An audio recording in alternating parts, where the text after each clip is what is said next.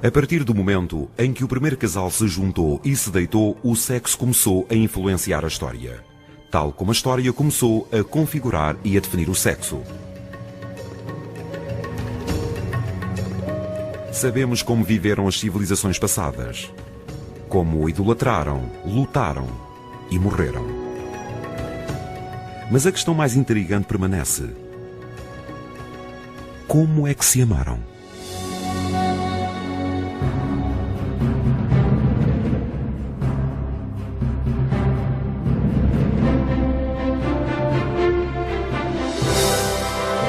O sexo no mundo antigo.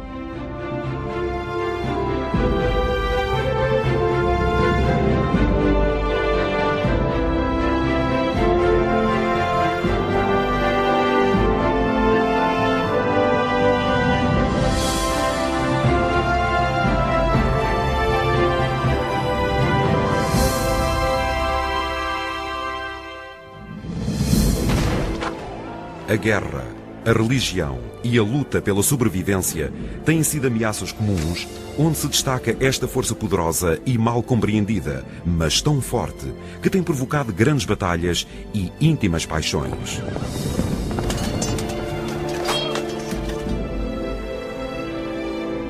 O sexo. Se quiser saber o que significa o sexo, basta olhar para a história. Através do passado, perceberá o que acontece nos dias de hoje.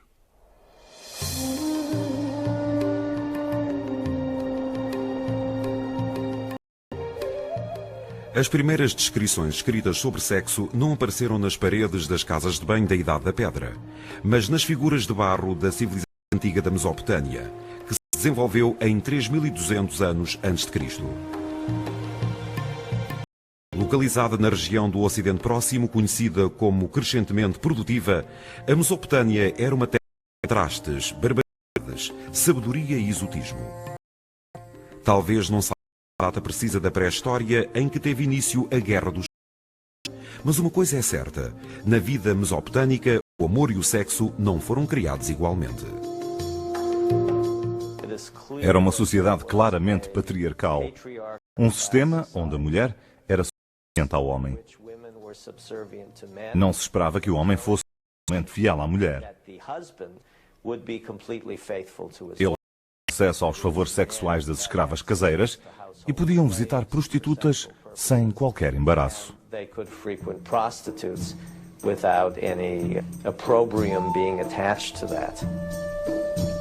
Na Mesopotâmia, o sexo marital não era uma questão moral, era uma simples combinação unilateral.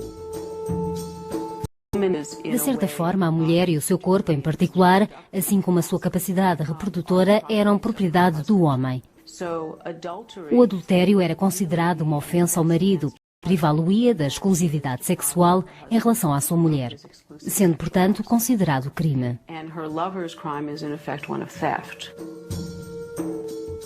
Há um caso interessante que se passou em 1600 a.C., em que o marido apanhou a sua mulher com outro homem na cama, à qual os amarrou. Assim os levou à presença dos juízes. A mulher tinha uma espécie de piercing espetado no nariz. Hoje as mulheres fazem isso de livre vontade, mas naquele tempo isso era uma forma de mutilação considerada humilhante. Nem todo o sexo extramarital era proibido. De facto, o rei até tinha uma cláusula de performance no seu contrato. Pensamos que entre 2100 e 1600 a.C. era uma obrigação o rei praticar relações sexuais regularmente com uma sacerdotisa ou com qualquer outra mulher que representasse a deusa Ishtar, ou Inanna, como era conhecida pelos sumérios. Isto acontecia particularmente como um sinal para assegurar um ano e um reinado de sucesso para o rei, não só em termos de fertilidade, como nas batalhas e em outras áreas também.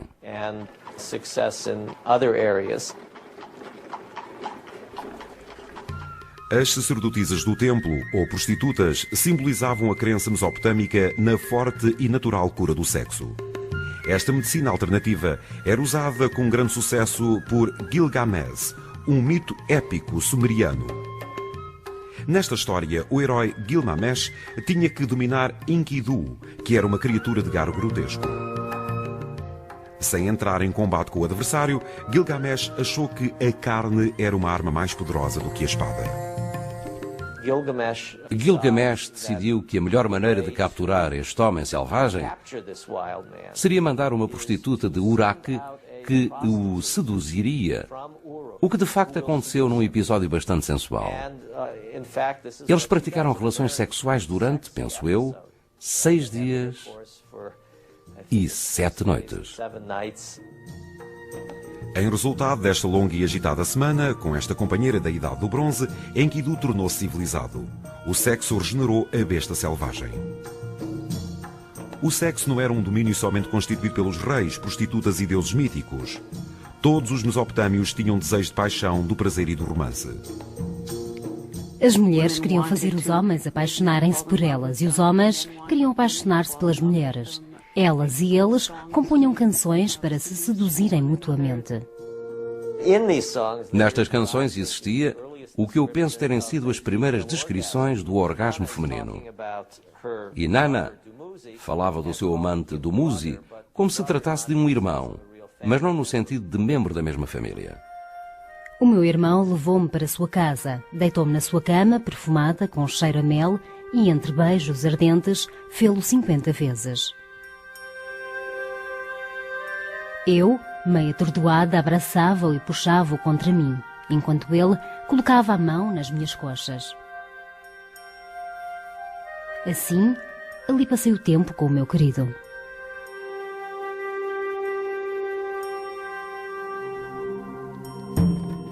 Apesar de tal erotismo não ter sido esmagador, revelou, no entanto, o outro lado da sexualidade mesopotâmica.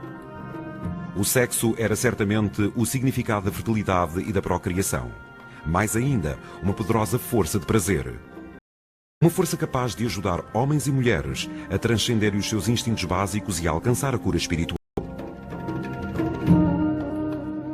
Os mesopotâmios não seriam os últimos a combinar os poderes do espírito e da carne. As relações sexuais, o incesto e o romance no Nilo.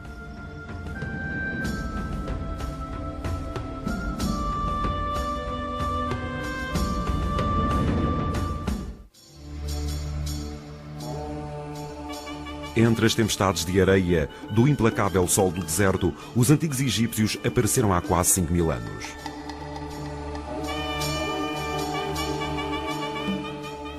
Tal como os mesopotâmios que os antecederam, eles acreditavam que a sexualidade e a espiritualidade estavam relacionadas. De facto, o caminho para a vida eterna tanto poderia ser encontrado num templo como num quarto.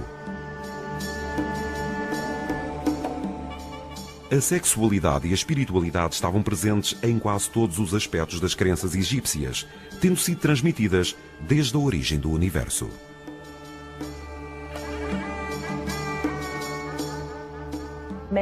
A humanidade foi criada através do ato de masturbação do rei Atum. Foi através desse ato que surgiu toda a humanidade. Nem a morte impedia a celebração de sexo dos egípcios. Para eles, a prática de relações sexuais com o morto era pelo menos simbolicamente uma parte importante do ciclo da vida, da fertilidade e do renascimento.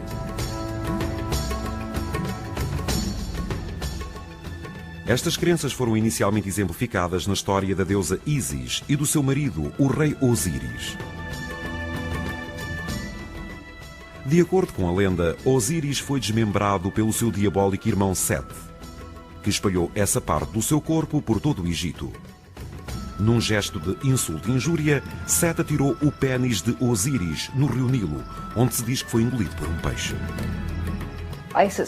Ísis conseguiu juntar as partes do membro do seu amado marido, juntando-as novamente através daquilo que é um dos símbolos da mumificação. Nestas cenas vemos o mumificado Osíris com o seu falo erecto na cama, com a sua esposa Ísis, na forma de pássaro ou papagaio, a descer sobre ele no ato da fecundação. Por isso, temos esta ideia atual de sensualidade e renascimento, de que através da morte podemos obter sensualidade. Estes encontros divinos não estavam reservados somente aos mortos. A maioria dos egípcios gostava de praticar sexo por divertimento, assim como para procriação.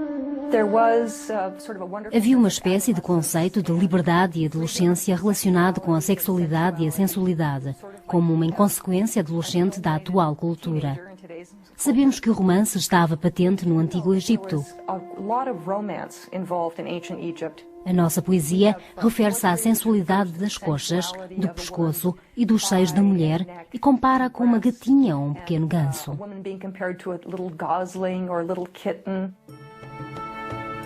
Um desses poemas foi escrito por Sobnakat, de Necrópolis, que combinou as curiosas imagens de sedução e de animais para criar a sua própria visão de amor romântico.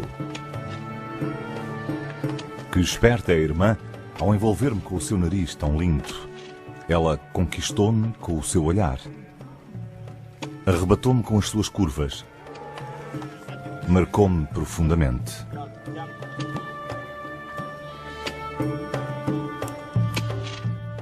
Tal erotismo pode ter sido modelo para os egípcios, mas suscitou a curiosidade do recatado historiador grego Heródoto quando ele visitou o Egito no século V a.C. Ele ficou chocado com a sensualidade egípcia e com a sua influência e o sexo em toda a sua cultura. Ele afirmou que um homem que estivesse a ficar cego e que precisasse da urina de uma virgem para curar a sua cegueira não conseguiria fazê-lo, pois seria impossível encontrar uma virgem em todo o país. Heródoto provavelmente exagerou, mas havia um fator verdadeiro na sua história. Havia muito poucas proibições acerca das práticas sexuais. De facto, não existia nenhuma palavra para identificar a palavra virgem no Antigo Egito. Apesar da abertura sexual dos egípcios, eles condenavam o ato de adultério, ou como lhe chamavam, o ato de ir para outra casa. O casamento era muito importante para os egípcios. O adultério ameaçava esta base fundamental da sociedade egípcia. A mulher adúltera era literalmente atirada aos cães ou queimada. O homem também era condenado, mas talvez somente à mutilação. Se um casal tivesse a sorte de evitar o perigo latente do adultério, concentrava as suas atenções no aspecto mais importante da cultura egípcia: a procriação.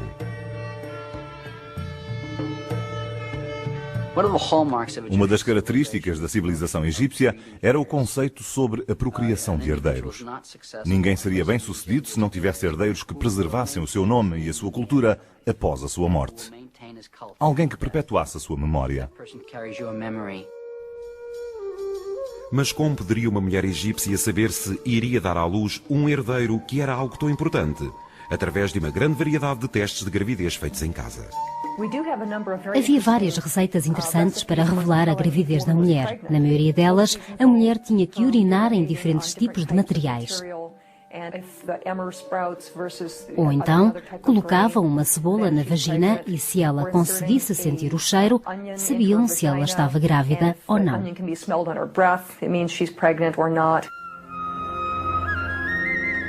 Os egípcios tinham também muitos recursos quando se tratava de contraceção.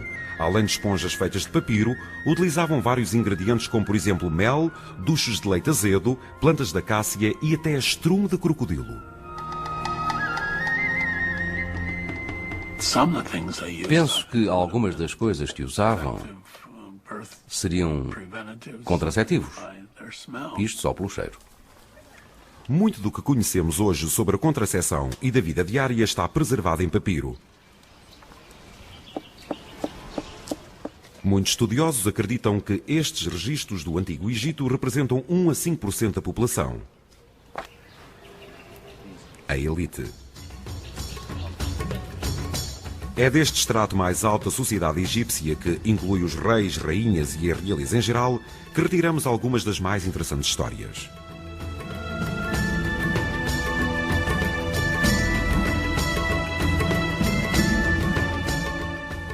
O rei Akhenaten, o enigmático líder da dinastia Amarna e sogro do rei Tut, era tido como um hermafrodita, por causa das suas descritivas curvas sexuais contidas nas pinturas da arte egípcia. O casamento entre irmãs e irmãos, pais e filhas dentro da família Akhnen suscitou rumores de que ele teria sido a inspiração original do Édipo de Sófocles.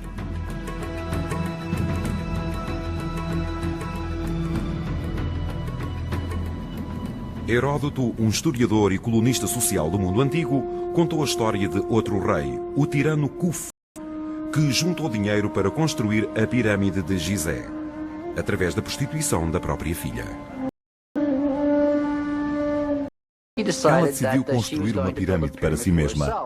Heródoto afirmou que todas as vezes que ia com um cliente, o mandava trazer um tijolo.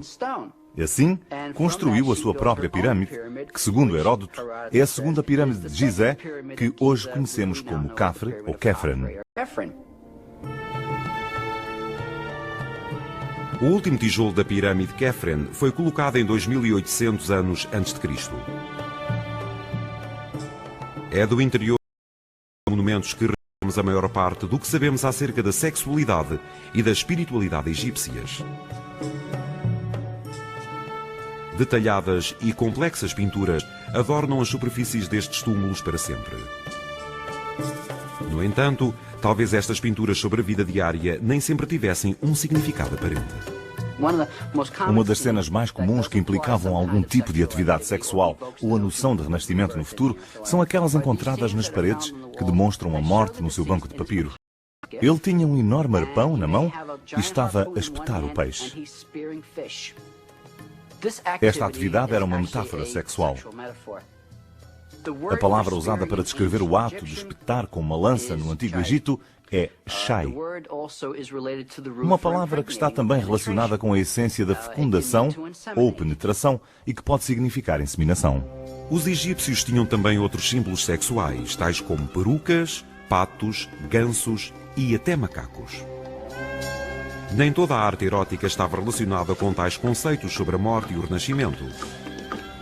Nem os antigos se livraram de brincadeiras mais atrevidas. Uma das cenas sexuais mais controversas no Antigo Egito passou-se num lugar chamado Groto Maroto, em Deir al-Bahri. Ela mostrava duas pessoas, uma atrás da outra, com a pessoa da frente curvada, obviamente a ser penetrada. Esta cena tem sido interpretada das mais diferentes maneiras. Os egípcios usavam esta pintura sexual como sátira. Por exemplo, numa construção, alguns dos trabalhadores estavam descontentes com o seu capataz. Então descreviam-no com um grande pénis, o que lhe atribuía um aspecto humorístico.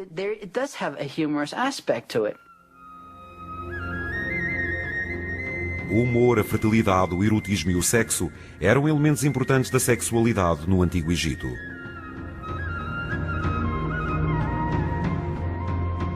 Embora as suas práticas e crenças tenham-se originado há quase 5.000 anos atrás, a relação egípcia com o sexo e a espiritualidade alcançou um harmonioso equilíbrio entre os prazeres da carne e os anseios da alma. As grandes civilizações que seguiram levaram ao extremo esse equilíbrio.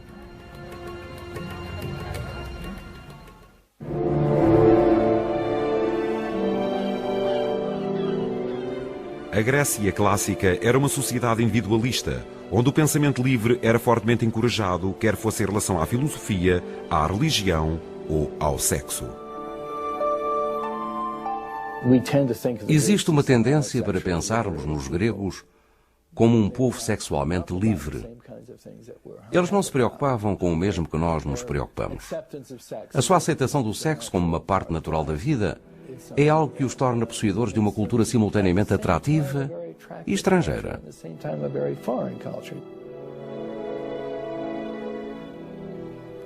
O comportamento libertino dos homens da elite grega estava espelhado nas atitudes do seu deus, Zeus, o Todo-Poderoso, que era um marido mulherengo e cujo apetite sexual abrangia deusas, mulheres mortas e até jovens rapazes.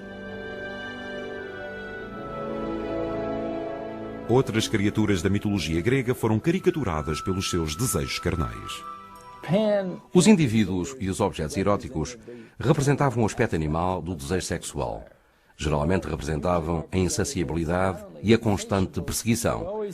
É como aqueles desenhos animados em que o coiote nunca consegue agarrar a sua presa, mas está sempre pronto a persegui-la. O amor romântico entre homens e mulheres não era o modelo da Grécia clássica. Os casamentos eram, na sua maioria, acordos económicos para garantir as gerações e as heranças.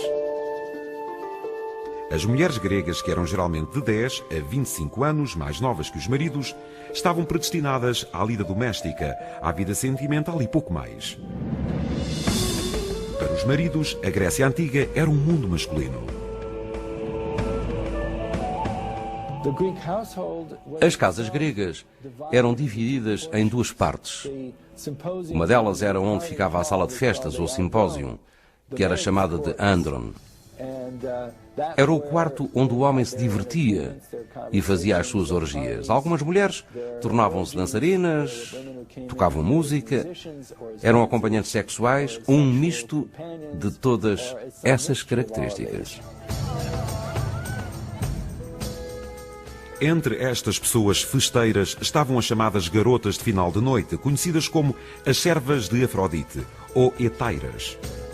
Estas profissionais mundanas eram as mulheres mais liberais da sociedade grega. Hetaira significa acompanhante, como implica o termo. Eram mulheres que conviviam publicamente com os seus amantes, que frequentavam os banquetes e outros eventos com eles e que eram normalmente muito cultas e educadas. Enquanto se satisfaziam com as hetairas, os homens gregos descreviam, no entanto, as suas esposas como sendo as maiores praticantes de sexo e as mais insaciáveis da sociedade grega. Os gregos acreditavam que as mulheres estavam mais inclinadas para o sexo que os homens. Simultaneamente, exerciam uma forte proibição sexual sobre as mulheres casadas. Esta incompatibilidade de convenções gerou a seguinte questão: se as mulheres estavam proibidas de praticar sexo fora de casa e os homens o podiam fazer, como é que elas poderiam obter prazer? Foi então que as mulheres começaram a utilizar vibradores. O que será provavelmente verdade. Há um poema maravilhoso, apesar de cômico e cruel, chamado Um Mimo, que foi provavelmente escrito por um escritor helenista chamado Herodas,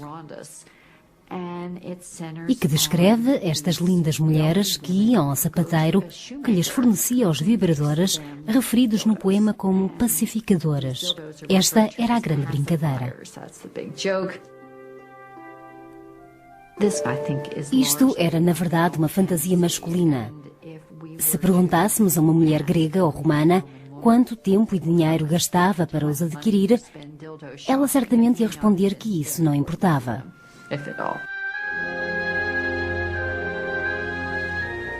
Se uma mulher estivesse à procura de consolo extramatrimonial, o lugar ideal para o conseguir era a cidade de Militini, na ilha de Lesbos. Conceitos modernos à parte, as mulheres lésbicas tinham uma grande afinidade com o sexo oposto. Uma inclinação que expressavam com muito gosto. As mulheres de Atenas estava associada à ideia que elas eram extremamente talentosas nos actos sexuais e no prazer que proporcionavam aos homens. Comportavam-se como lésbicas e praticavam sexo oral com todos os homens dos banquetes.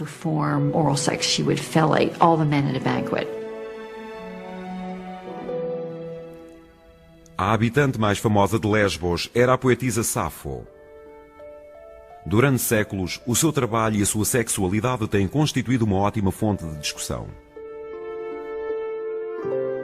Safo de Lesbos nasceu provavelmente 100 anos depois de Homero. Não era necessariamente homossexual, apesar de escrever poesia erótica acerca do desejo por lindas e jovens raparigas. Volta, eu imploro-te, vestida com a tua túnica branca. Que desejo intenso observar as tuas belas formas. Nenhuma mulher deixaria de estremecer perante tal sedução. Ela escreveu isto por ser tradicional aquele estilo de poesia, cantada por jovens raparigas para outras raparigas, normalmente em cerimónias religiosas públicas. Descreviam-se em termos sexuais, porque a linguagem do amor sexual e de admiração e oração estavam bastante ligadas à poesia grega.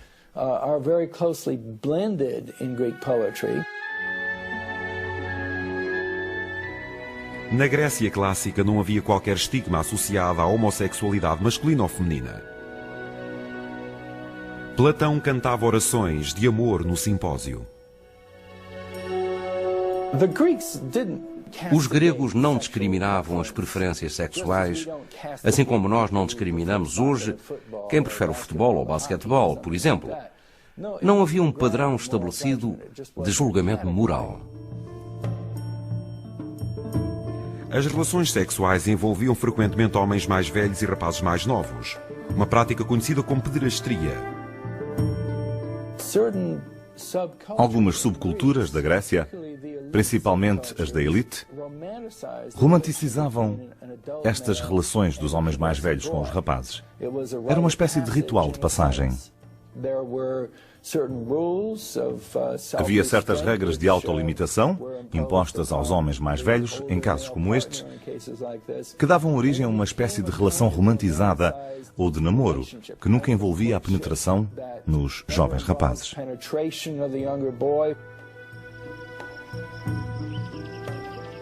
Um dos casos mais famosos de amor homossexual masculino na Grécia é a lenda do bando sagrado de Tebas. Um poderoso exército de 300 homens que alegadamente lutaram contra Alexandre o Grande e seu pai, no ano 338 a.C.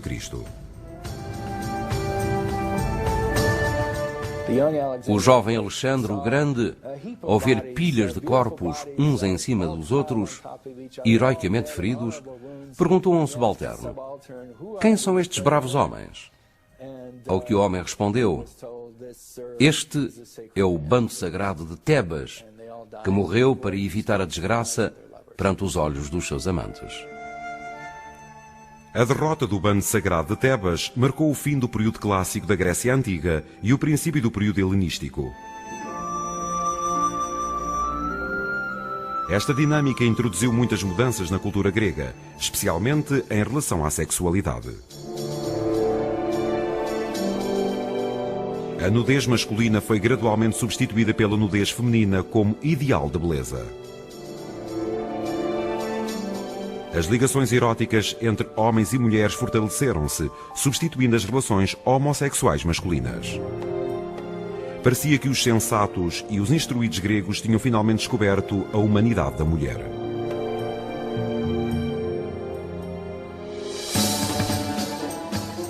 Estamos a 2400 anos da época da Grécia Clássica. Através da sua arte, literatura e filosofia, passaram a ter uma única e intrigante perspectiva da sexualidade humana, que não está tão ultrapassada como podemos pensar.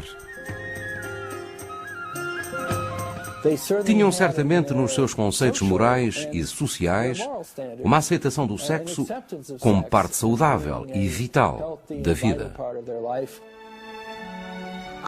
Penso que na minha geração intelectual temos os gregos e os romanos como um exemplo de diálogo aberto sobre sexo. Algo maravilhoso acerca da arte e da pintura dos gregos e romanos é a sexualidade que lhe está implícita.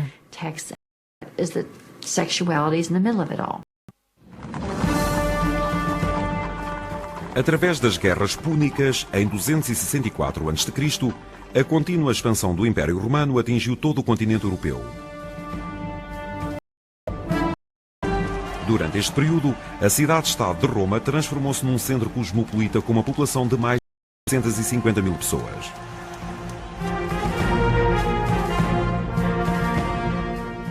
Entre a riqueza e os excessos desta movimentada cidade, emergiu uma cultura sexualmente rica e por vezes perversa.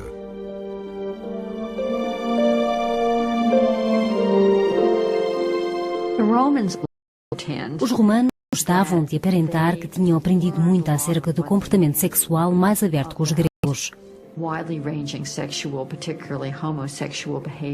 Mas eu suspeito que só usaram os seus deuses ligados à sexualidade para legitimar uma ginecologia grega para o que faziam anteriormente.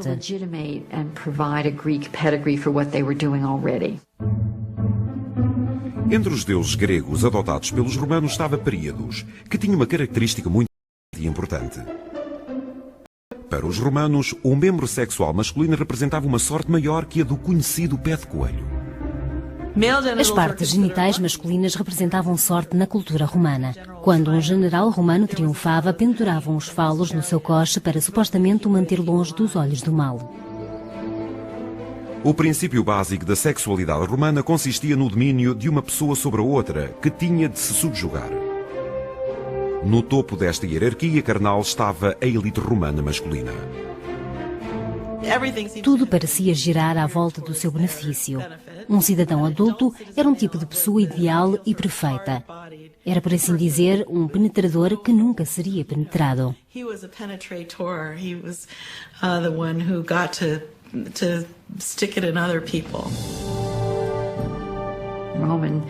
Os romanos procuravam e compravam todos os tipos de companhia sexual. A única maneira de um homem romano ter problemas por causa de relacionamentos extramaritais era se envolvesse com a esposa, filho ou filha de outro cidadão romano.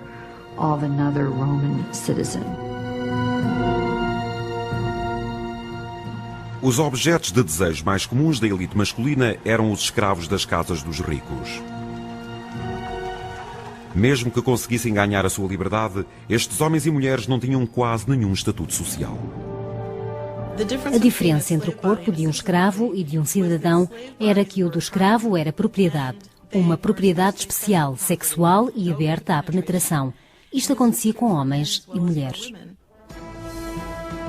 Enquanto os homens cuidavam dos seus interesses libidinosos nas saunas e nos bordéis, o que estariam as mulheres das classes altas a fazer com o seu tempo livre? As mulheres romanas eram, de certa forma, cidadãs de segunda classe. Não votavam, embora possuíssem propriedades, não podiam circular livremente em público. No entanto, eram fortemente opinativas. Esperavam ter filhos, mas não queriam ficar em casa inutilmente.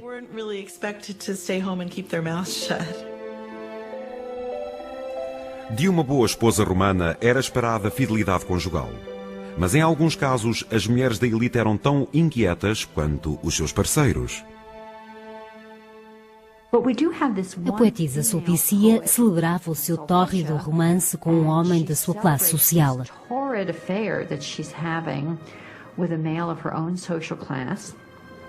Escreveu na sua poesia que para ela seria mais vergonhoso manter o romance em segredo do que expô-lo aos seus leitores, a quem dizia: se não conseguir ter um romance sexual suficientemente gratificante, leia a minha poesia e viva a experiência por meu intermédio.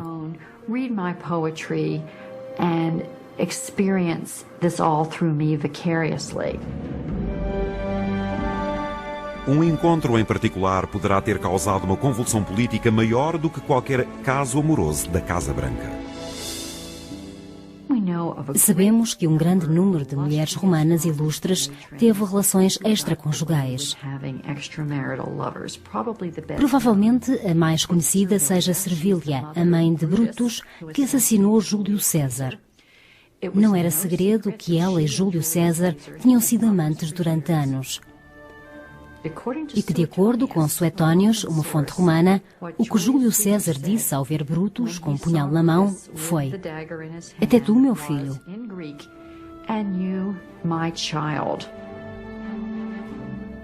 O mundo pode nunca ter aprendido que César era o pai de Brutus.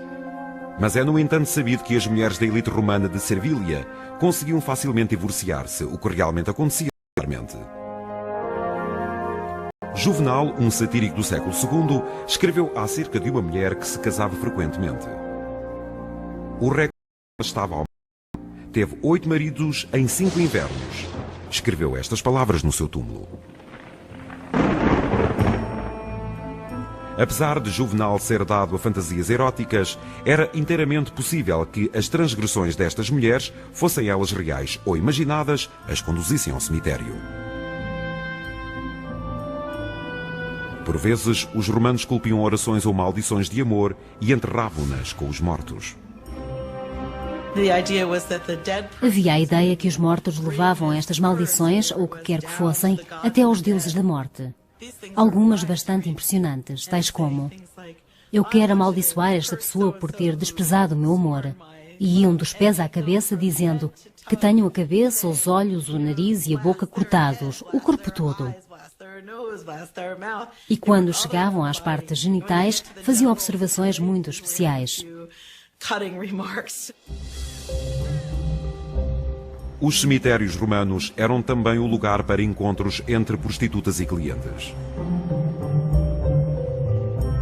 Revoltado com o aumento desta devassidão, o filósofo Séneca escreveu posteriormente: o prazer encontra-se frequentemente nas casas de banho e nas saunas, em lugares receosos da polícia, em busca da escuridão, da leveza e da exalação de vinhos e perfumes, seja pálido ou colorido e feito de cosméticos como um cadáver.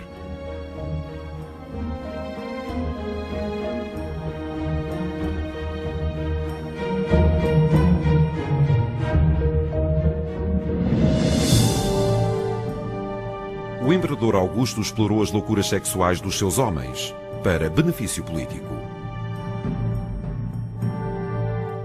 Após uma guerra civil de 40 anos, decidiu que já era tempo de fazer uma limpeza moral.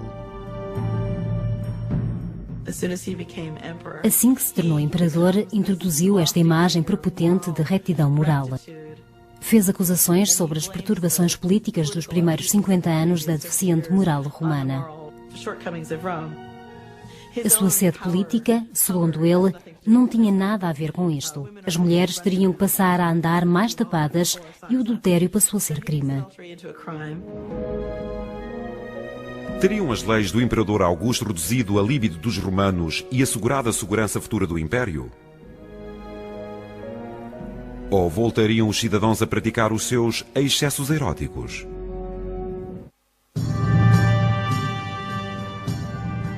Após ter sido coroado imperador de Roma em 27 a.C., Augusto ficou alarmado ao descobrir que os índices de divórcios estavam a aumentar demasiado entre a elite, enquanto os índices de nascimentos diminuíam.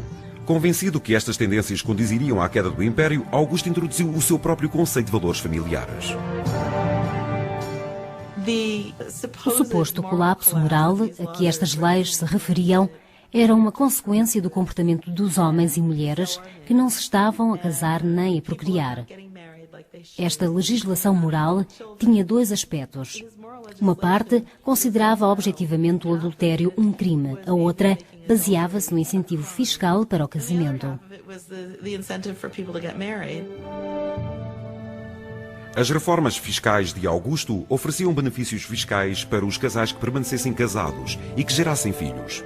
Mas muitos romanos continuaram o seu percurso desumano e cruel. Entre eles estava Júlia, a filha do próprio Augusto. Júlia e o seu marido, Agripa, tiveram vários filhos, mas era sabido que ele não era o único homem na sua cama. As pessoas até ficavam admiradas pelas crianças se parecerem com ele. Ao ser questionada por tal facto, Júlia respondeu: eu nunca carrego um passageiro, a menos que já tenha carga completa.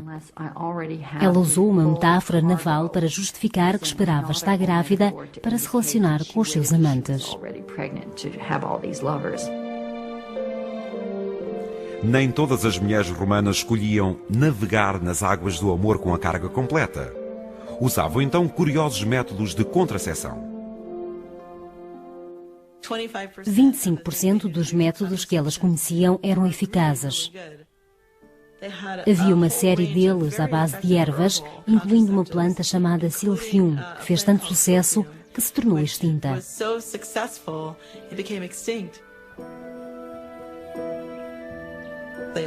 Também colocavam gomas na vagina ou algo parecido com espermicida, o que era igualmente eficaz. Os outros 75% dos métodos eram falíveis, como, por exemplo, aquele em que após ter relações sexuais, a mulher ficava de cócoras e tossia, o que supostamente fazia o esperma sair.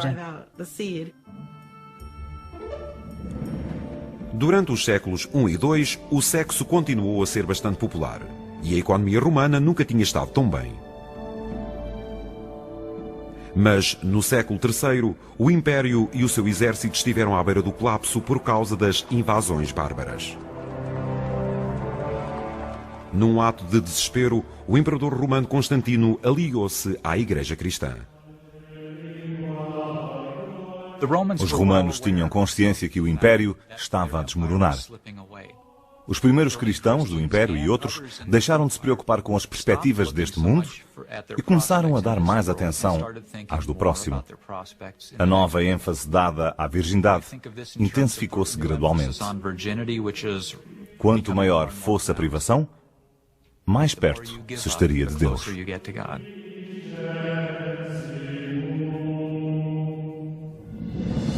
A queda oficial do Império Romano deu-se em 410, quando o vandalismo tomou conta de Roma. Nessa mesma era, dois homens, Jerónimo e Agostinho, instituíram alguns dos conceitos que até hoje definem a maneira como a Igreja Cristã vê a questão do sexo e da sexualidade. Uma visão bem diferente das visões das civilizações sexualmente liberadas que existiram anteriormente. Santo Agostinho era um homem controverso. Quando era novo, vivia uma vida normal que incluía os prazeres da carne que a cidade de Roma proporcionava. Só mais tarde se converteu ao cristianismo e iniciou uma vida monástica e celibatária, mas não sem antes a Deus, dai-me castidade, mas não já. Santo Agostinho tentou o celibato, mas fê-lo com dificuldade por causa da sua forte sexualidade. Sabemos-lo porque ele próprio escreveu nas suas confissões. Mas converteu-se ao cristianismo e todas as suas vontades sexuais tiveram então fim. Um dos mais legados de Santo Agostinho pode ser encontrado no que escreveu sobre o sexo marital. Ele afirmou que o único sexo permitido seria feito com o homem numa posição superior, com a mulher deitada e ele por cima, apenas com o propósito da procriação. É daqui que vem a ideia do que dizemos ser a posição missionária. Estes e outros ensinamentos de Santo Agostinho e dos seus contemporâneos foram se tornando gradualmente conceitos comuns do pensamento ocidental. A tolerância e o pragmatismo sexual das antigas grandes civilizações fazem hoje parte do passado.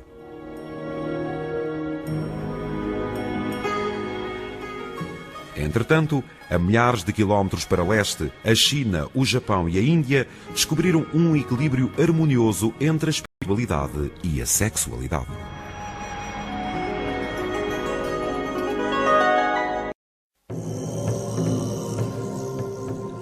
Eliminação espiritual através do sexo? Há mais de 2000 anos apareceram na China, no Japão e na Índia filósofos que associavam a sexualidade à espiritualidade.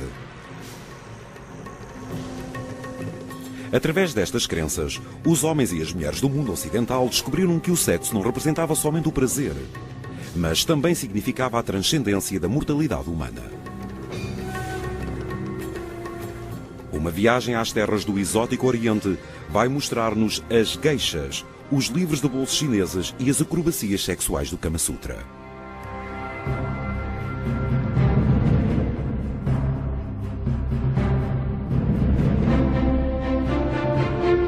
As histórias do sexo.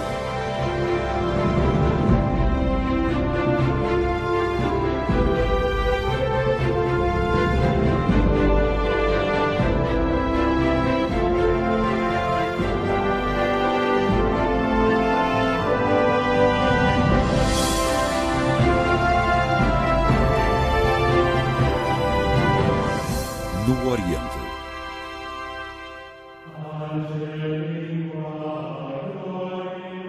Enquanto o mundo ocidental e os pais da Igreja Cristã se confrontavam com a conflituosa distinção entre a sexualidade e a espiritualidade, os países do Oriente, como a China, a Índia e o Japão, tinham já encontrado uma harmoniosa união para os dois. Os chineses descobriram o equilíbrio através da natureza e aplicaram-no em todas as áreas da sua vida. Na dieta, no exercício ou mesmo no sexo. Este equilíbrio adquiriu uma real importância em algumas práticas sexuais.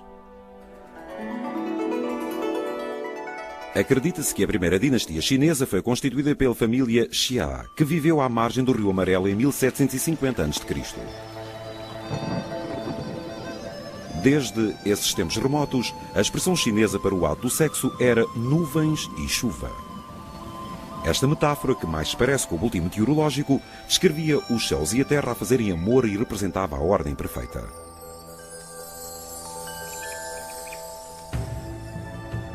Os antigos filósofos chineses foram sexualmente influenciados por 3 escolas do pensamento: o confucionismo, o taoísmo e o budismo.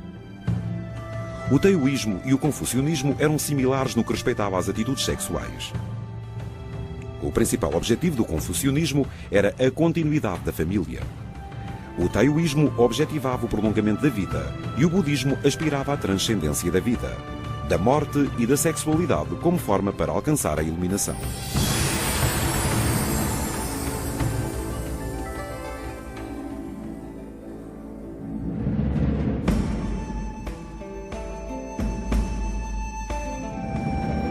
O taoísmo e o confucionismo pregavam a existência de 2 forças opostas que criaram o universo: a natureza e o corpo humano.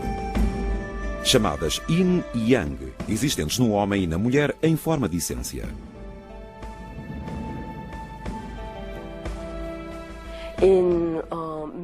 No homem, esta essência manifestava-se em forma de sêmen,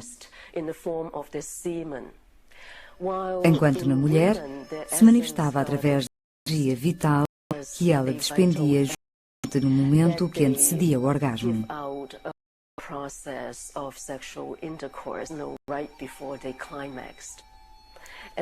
Era um objetivo constante do homem fazer a mulher atingir o orgasmo e libertar a sua essência, sem que ele o fizesse. Assim, prolongaria a sua vida. Qualquer homem que conseguisse evitar a sua ejaculação aumentava não só as probabilidades de prolongamento da sua vida, como também adquiria poderes de fazer inveja a muitos super-heróis. O homem não devia ejacular. Se conseguisse manter o sêmen, tornar-se-ia muito mais forte. Se o fizesse 2 vezes, melhorava a sua visão e a sua audição. Se fizesse 3 vezes, ficava imune a todas as doenças, e se o fizesse 10 vezes, tornar-se-ia imortal.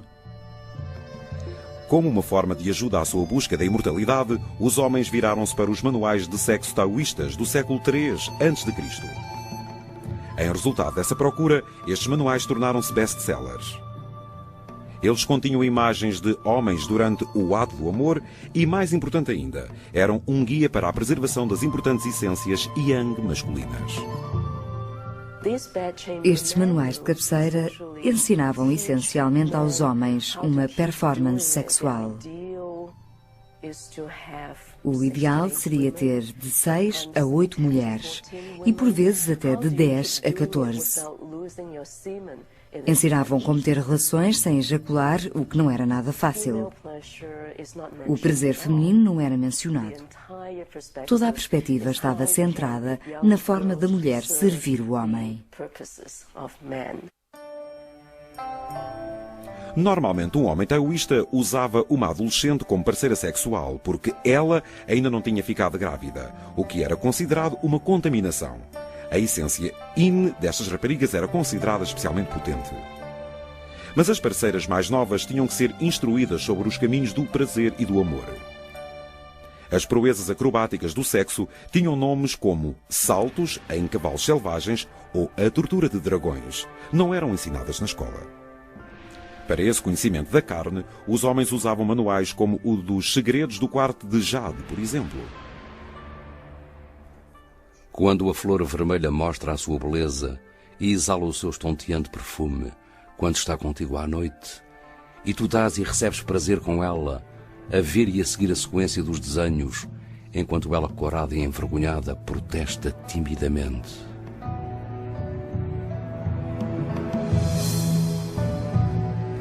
Estes manuais sexuais, também conhecidos como livros de cabeceira, ofereciam aos jovens um grande número de expressões coloridas para a sua genitália. Em vários capítulos, o bastão de Jade era envolvido pelo corte cinábrio, ou o dragão tinha a chance de encontrar o lótus dourado. E quantas maneiras haveria destas partes poeticamente referidas se juntarem? De acordo com o mestre Tung Xuan, existiam 30 posições sexuais diferentes. No século II a.C., o confucionismo tornou-se uma filosofia ortodoxa. Ao contrário do taoísmo, que pregava a longevidade do homem, o confucionismo atribuía a máxima importância à família e à procriação.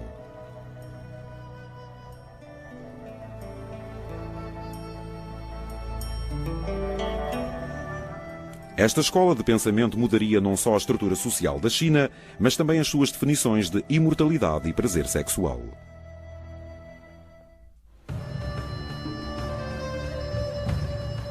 Confúcio, o lendário filósofo, viveu e ensinou no século V a.C. 3 séculos depois, os seus ensinamentos, conhecidos como o caminho da humanidade, fundiram-se com o taoísmo, dando origem a uma filosofia popular entre os chineses. O taoísmo e as crenças de Confúcio divergiam em relação aos conceitos familiares. Penso que o objetivo do taoísmo sempre foi a longevidade do homem. Não havia preocupação com a longevidade da mulher, nem com a continuidade da família. As tradições de Confúcio davam mais ênfase à continuidade da família como instituição social. Por isso eram obstinadas pela procriação. Com o crescimento do confucionismo, o conceito da mulher ideal mudou.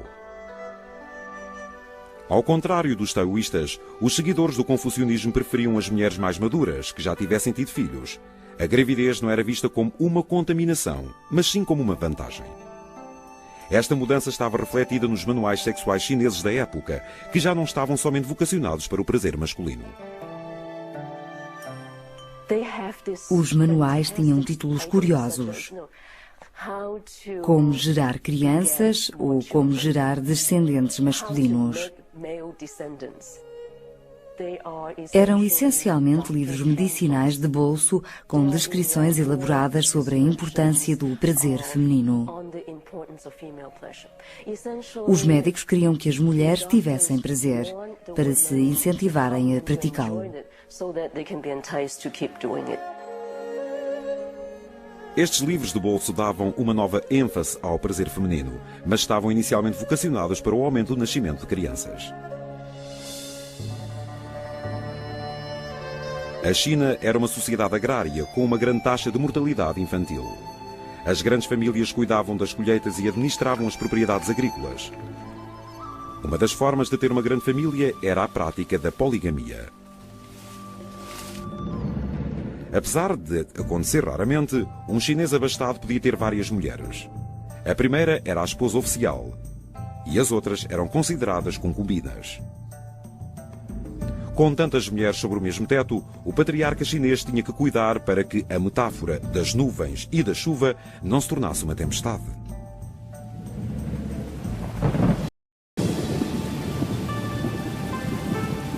Houve um rei na antiga China que teve mais de 121 mulheres, cônjuges e concubinas.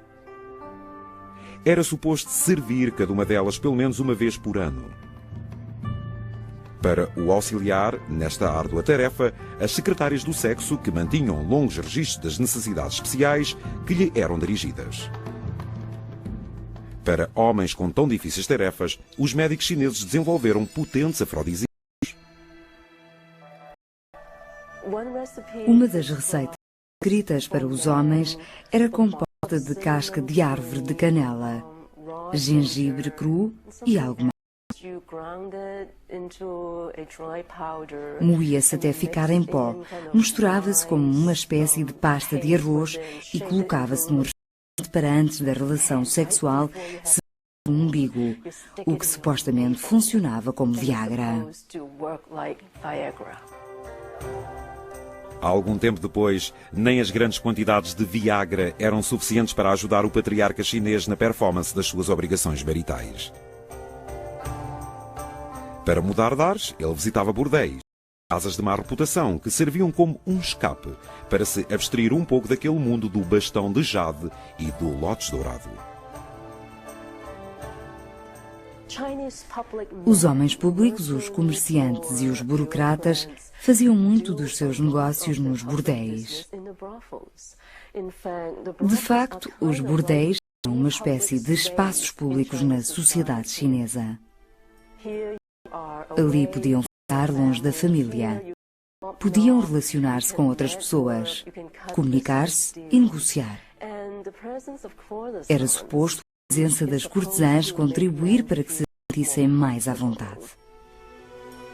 Enquanto os bordéis de alto nível eram locais onde se podia sociabilizar, os estabelecimentos de baixo nível eram usados estritamente para a prática de sexo, normalmente com prostitutas demasiado velhas ou pobres para trabalharem noutro sítio. Alguns destes bordéis da cidade de Chang'an, que tinham candeeiros de bambu forrados com capas de seda vermelha, serviram de pretexto para que certos historiadores teorizassem a origem das luzes vermelhas dos sinais de trânsito. Enquanto os homens chineses visitavam os bordéis, as suas mulheres e concubinas permaneciam em casa. Apesar de não serem conhecidos casos de mulheres que tivessem amantes, o adultério era visto como uma ruptura pelas famílias importantes e, como tal, era punido com a morte. As mulheres chinesas não só eram punidas por pecados, como o adultério, como também pela busca da beleza. O uso doloroso de ligaduras nos pés, em resultado da crença chinesa que os pés das mulheres eram mais sensuais se exalassem odor ou cheiro, e acredita-se que esta prática teve início quando um dançarino palaciano, Yao Niang, no ano 1000, enfaixou os pés com ligaduras de seda colorida quando dançava para a realeza. Os pés delicados e cobertos por ligaduras de seda rapidamente se tornaram objeto de desejo. Nem os maridos podiam ver os pés nus das suas mulheres.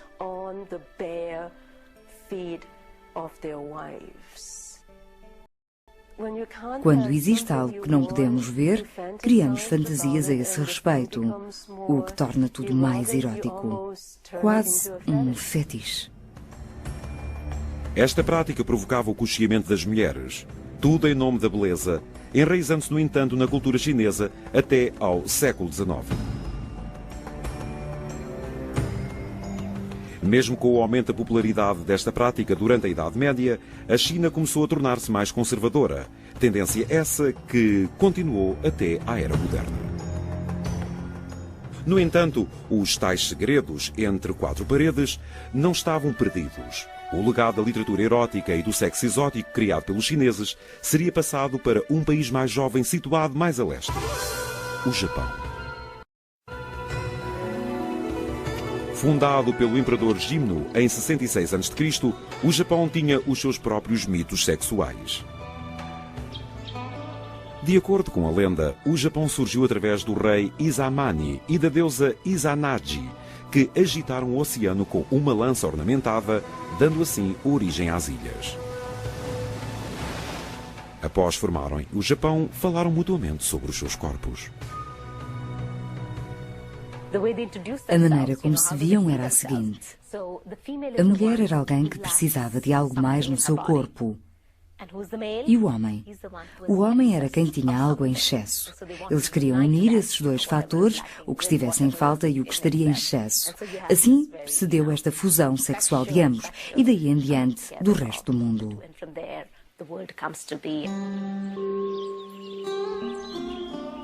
O budismo e o confucionismo tiveram um grande impacto no Japão, mas os japoneses tinham as suas próprias crenças sobre o sexo.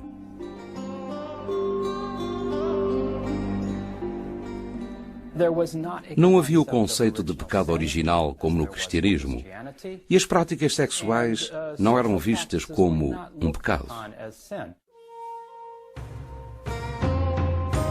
Os japoneses acreditavam que a família era a espinha dorsal da vida, desde que cuidassem da família e gerassem filhos. Os homens eram livres para se divertirem com prostitutas e concubinas. Inicialmente, o casamento não era a situação ideal para a sexualidade. O confucionismo, assim como o budismo, consentiam abertamente a sexualidade fora do casamento. Os homens podiam usufruir da sexualidade extramarital, sem qualquer prejuízo do sistema familiar. Ao contrário destas, as mulheres japonesas do século VII tinham frequentemente múltiplos maridos e amantes. Além das esposas, as outras mulheres importantes na sociedade eram as prostitutas. Elas tinham um papel vital no relaxamento do stress dos homens. As prostitutas eram geralmente bem vistas e chamadas de as deusas da misericórdia. A razão disto era o facto de serem vistas como alguém que prestava um serviço de compaixão aos homens. A sexualidade masculina era vista pela maioria dos homens japoneses como algo que tinha que ser, digamos, aliviado.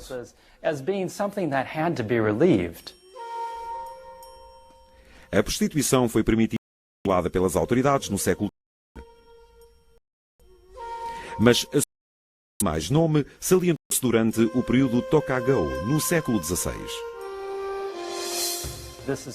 Este foi um período governado pelo Shogun, com o propósito de regulamentação. Implementou casas de tolerância nas grandes cidades do Japão. Bordéis licenciados dentro das cidades, legalizados. As pessoas que lá trabalhavam eram conhecidas como prostitutas autorizadas. Na mesma época, aproximadamente, surgiu uma linda e talentosa mulher, a geisha.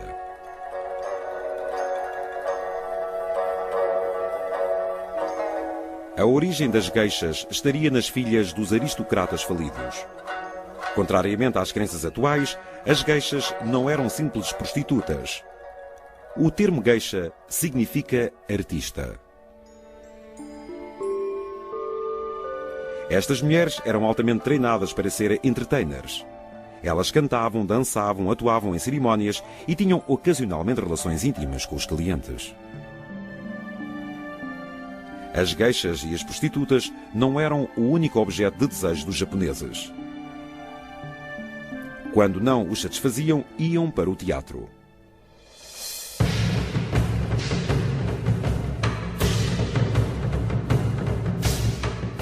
Kabuki, onde os papéis femininos eram protagonizados por homens. Era o céu para os jovens prostitutos masculinos que tinham frequentes romances com os shoguns e os samurais, altamente qualificados. Estes romances com os jovens rapazes não afetavam o seu estatuto na sociedade japonesa. Normalmente este facto não era visto como homossexualidade. Muitos dos clientes destes rapazes eram homens casados. Esta prática teve continuidade durante o princípio do período moderno de Tokugawa.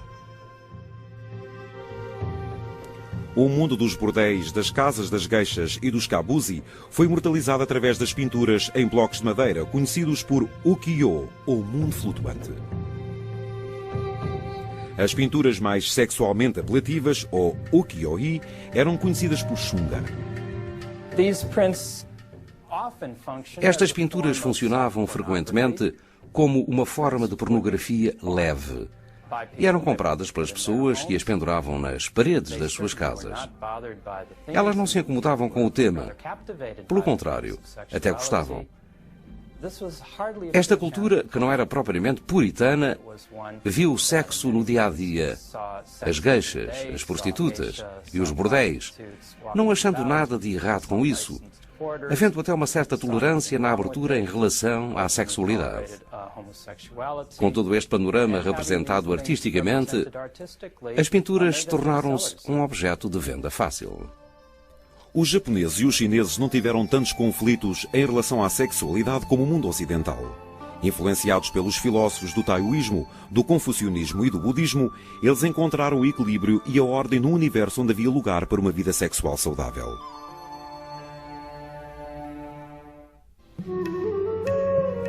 Há mais de 2000 anos que a sexualidade e a religião são inseparáveis na Índia. Os homens e as mulheres procuram uma unidade com o divino através dos prazeres da carne. A rica e vibrante sexualidade encontrada nas várias religiões e filosofias da Índia são um espelho do mito da criação, que é uma mistura exótica de natureza e de sexo. No mundo oriental, os homens e as mulheres estavam envolvidos no processo da criação do prazer e das relações sexuais. Os céus e a terra a fazerem amor num ato muito sensual, com esta explosão de mel, manteiga e todos estes líquidos ricos e nutritivos.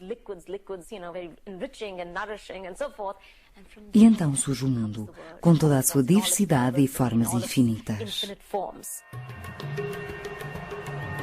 Apesar das inúmeras distinções de classes e raças existentes na Índia, a sexualidade e a espiritualidade permaneceram bastante unidas. A religião e o sexo estão bastante conjugados, particularmente nas práticas hindus. Os hindus usavam o amor sexual como metáfora na sua arte e na sua escrita, na sua adoração e relacionamento com Deus.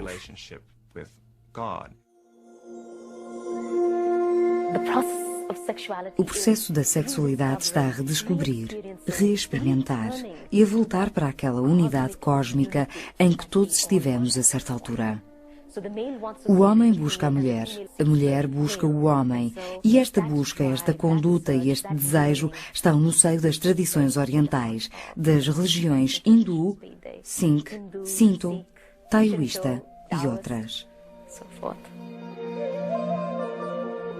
Assim como os gregos, os indianos foram buscar muitos dos conceitos sexuais ou não aos seus deuses e deusas. Todos os seus deuses tinham esposas, amantes, filhos, cães, armas, uma família completa. Eram condutores de vidas humanas e exemplos para a vida humana. O deus Krishna incorporou o amor passional e tinha a reputação de mulherengo. Há um texto muito famoso que conta a história desta rapariga. A rapariga que ia fugir para a floresta para fazer amor com ele.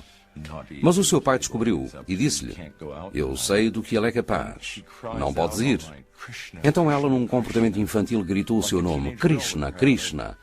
E tanto evocou este nome sagrado, este mantra sagrado, que foi libertada e mandada para os céus, para ter milhões de anos de felicidade em sua companhia.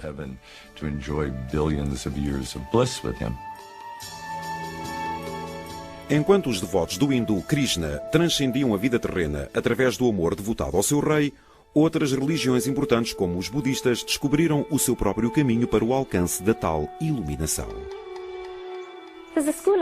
Há uma teoria budista que diz que o Buda reside em Yoni e que Yoni é a vagina da mulher. Então, de certa forma, a experiência entre homens e mulheres é que conduziria à iluminação.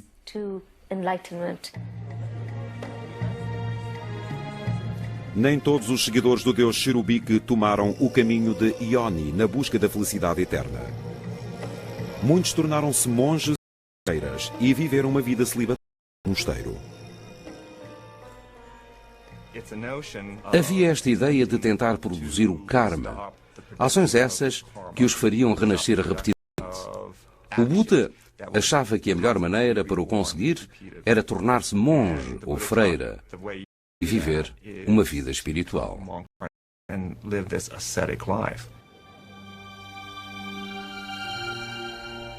Uma existência desprovida dos prazeres terrenos não seduzia a todos.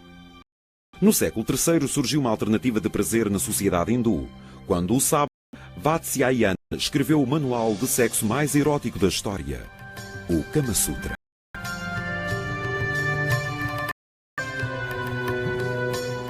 Os novos ricos que queriam refinar as suas técnicas encontraram no Kama Sutra uma preciosa ajuda.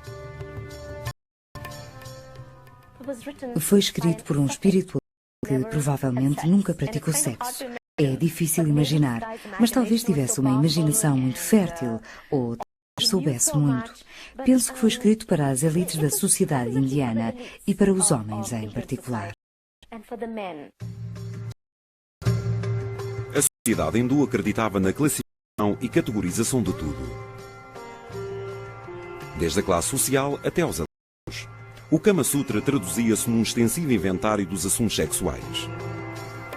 Dentre os mais eróticos, estes destacavam-se vários tipos de açoites e arranhões de amor, 4 tipos de amor, 8 estágios de sexo oral e 30 posições sexuais, algumas das quais deviam ser deixadas para os verdadeiros contorcionistas. Assim como os manuais dos automobilistas, o Kama Sutra apresentava soluções para quase todas as situações sexuais difíceis e até para o aumento do tamanho do pênis. O último livro do Kama Sutra trata do aumento do pênis e do toque vaginal. Descreve um extraordinário método para aumentar o pênis. O homem deitava-se numa cama com um buraco, colocava um peso no pênis e deixava-o pendurado no buraco, o que supostamente o alongaria. O Kama Sutra provou ser eficaz não só na cama, mas também na escrita. Os poetas usavam-no frequentemente como um tesouro sexual. Os poetas românticos indianos não gostavam das descrições explícitas de sexualidade. Há um poema que descreve os sinos ou pulseiras da mulher a abanar. Para um poeta conhecedor do Kama Sutra, isto significava que a mulher estava por cima. Se os sinos dos seus tornozelos estivessem a abanar ou tocar, significava que ela estava por baixo. O conhecimento do Kama Sutra era necessário para escrever um poema ou para o compreender. O Kama Sutra envolvia algo mais do que os prazeres sexuais. Continha também ilustrações sobre o cortejo a uma mulher e sobre o casamento.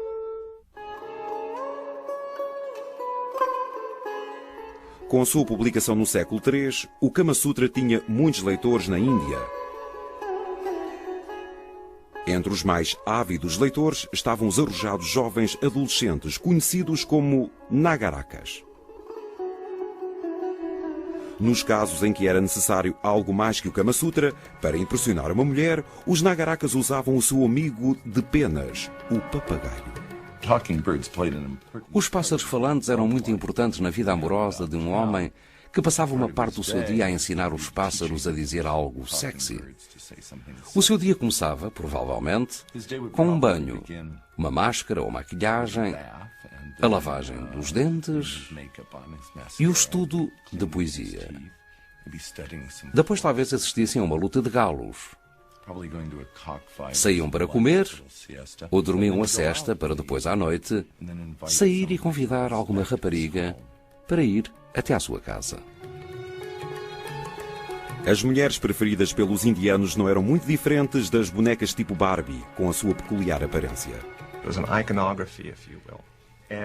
Existe uma iconografia que representa a mulher. Grandes seios, cintura fina, anca e coxas largas. E como se lia na poesia, os seus seios eram tão pesados que ela ficava inclinada para a frente. Um dos mais belos elogios que se podia fazer a uma mulher era dizer: os teus seios são como 2 bicos na testa de um elefante. Uma expressão um tanto estranha. Os atributos físicos da mulher tinham pouca importância quando se tratava de casamento. Na alta sociedade, os casamentos eram combinados pelas famílias, frequentemente sem os noivos nunca se terem conhecido. Este foi um período traumático para uma noiva indiana, que tinha geralmente menos de 12 anos de idade.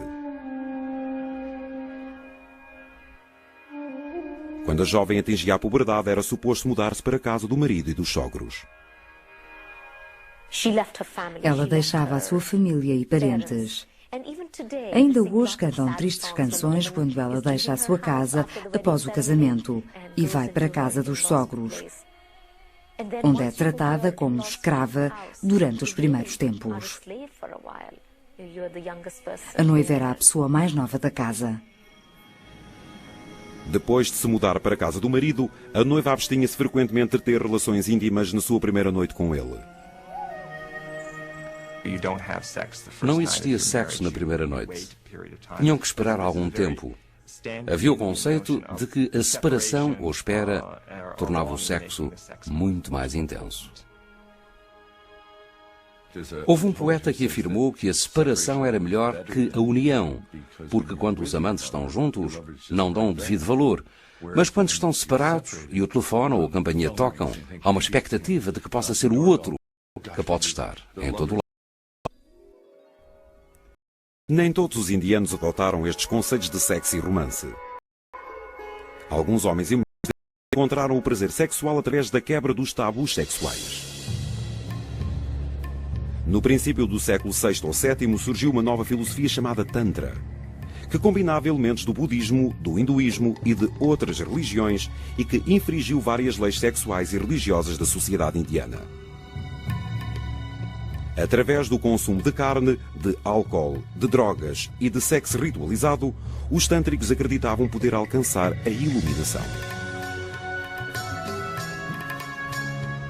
Existem pinturas com cenas de sexo tântrico no exterior de vários templos indianos.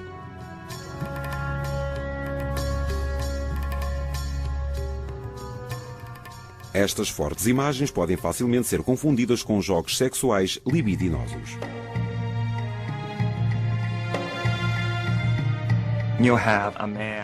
Temos aqui um homem em união com uma mulher a terem relações sexuais, de pé, com pessoas a ajudá-los e a segurarem as pernas dele. O que é que poderia ser mais proibido do que estas cenas nas paredes de um templo que devia ser, supostamente, um lugar sagrado? As orgias tântricas, nas quais os homens e as mulheres deviam distanciar-se do prazer sexual, eram orientadas pelos gurus míticos.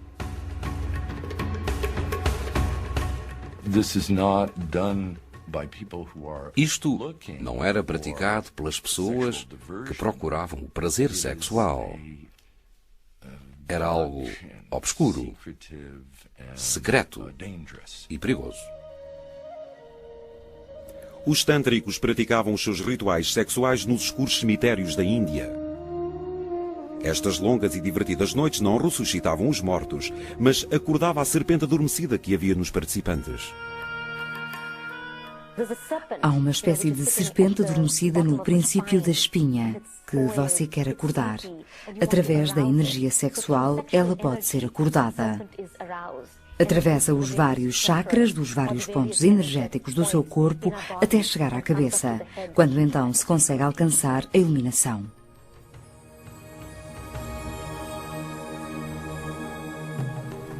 Ainda hoje, na Índia, existem vários caminhos, não só para alcançar a iluminação, como para a obtenção de prazer sexual. No mundo ocidental, estes conceitos de sexualidade e de espiritualidade são frequentemente diferentes entre si. Mas nos últimos 30 anos, começámos a prestar mais atenção às filosofias orientais, como respostas às questões do espírito e da carne.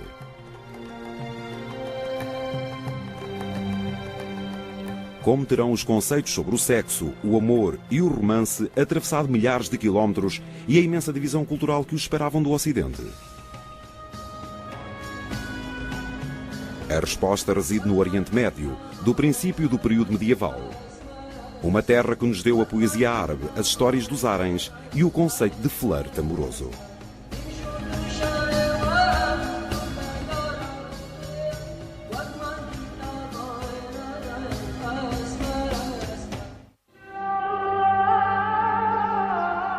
No fim do século VIII d.C., Bagdade tornou-se um importante centro comercial.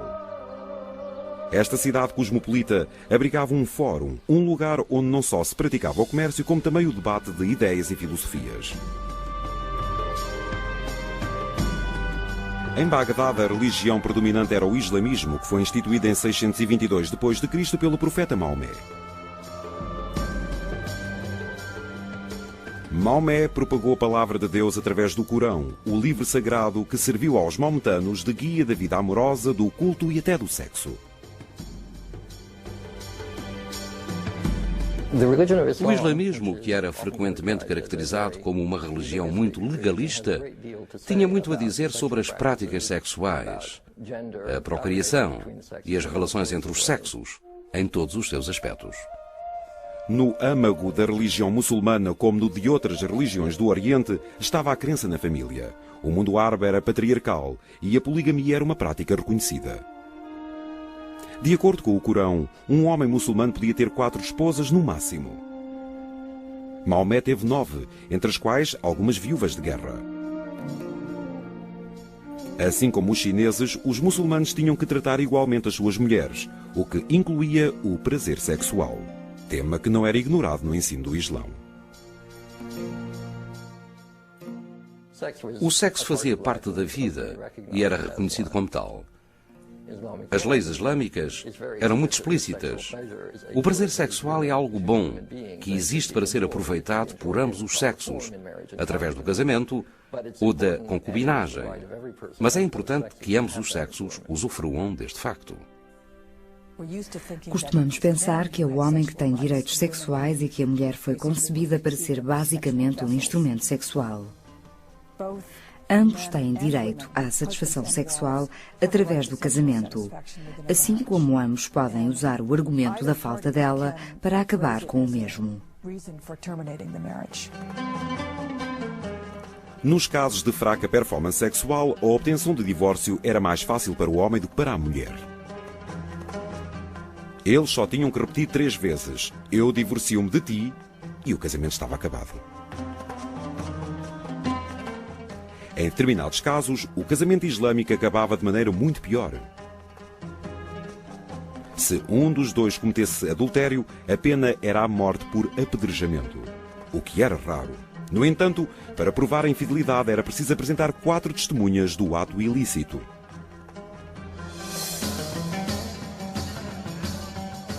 Os homens podiam praticar sexo com outras mulheres além das suas esposas. Estas mulheres eram conhecidas como concubinas. As concubinas eram escravas, propriedade dos homens que tinham direitos sexuais sobre elas.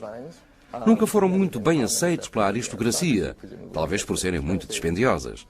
Representavam um distinto fenómeno social do Médio Oriente, bem diferente da concubinagem do Ocidente. Apesar das concubinas terem um estatuto menor do que as esposas, ficavam numa parte separada da casa.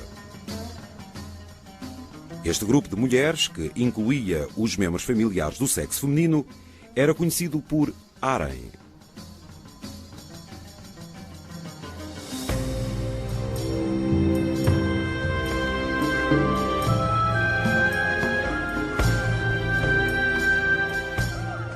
Os haréns que têm suscitado a curiosidade do mundo ocidental até aos dias de hoje.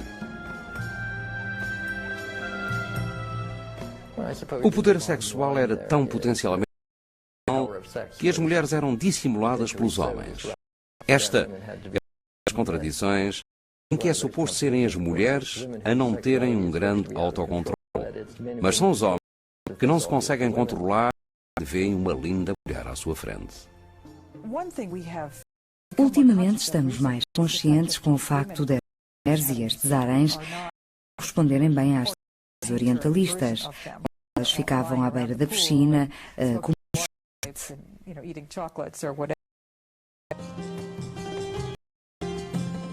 As mulheres do eram responsáveis pela lida da casa, mas quem cuidava delas?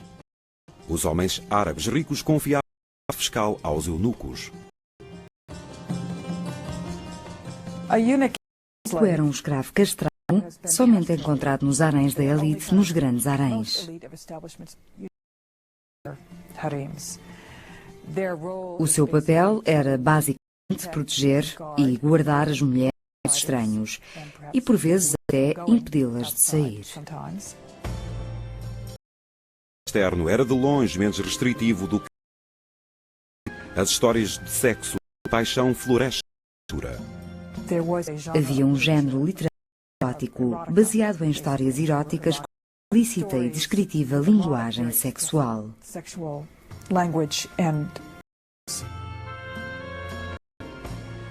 A maior contribuição dada pelo mundo árabe ao amor foi através da sua poesia.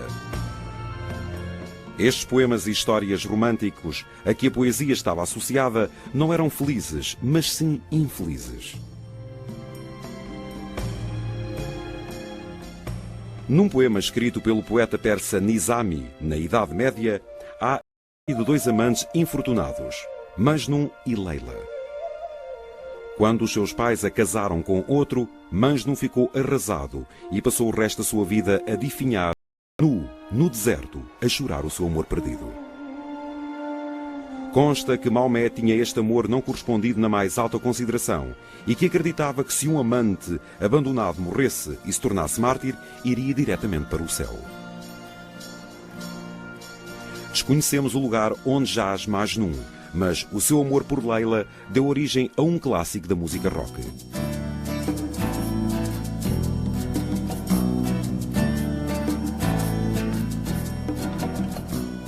Consta que quando o cantor Eric Clapton estava apaixonado pela mulher do George Harrison, descobriu uma cópia traduzida do poema de Nizami numa livraria e ficou tão impressionado e convencido que eram apropriados para a sua situação que tudo isto resultou na famosa canção Laila.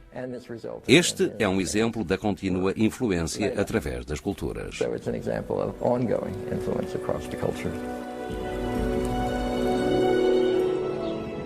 Como é que estes poemas e canções de amor encontraram o seu caminho para o Ocidente? Alguns estudiosos acreditam que os cristãos europeus os descobriram quando lutavam com muçulmanos em Espanha. Estas guerras e cruzadas alteraram não só o equilíbrio do poder na Europa, como também introduziram novos conceitos de cavalheirismo e de requinte amoroso. Dois temas que definiriam, configurariam o sexo e o romance na Idade Média.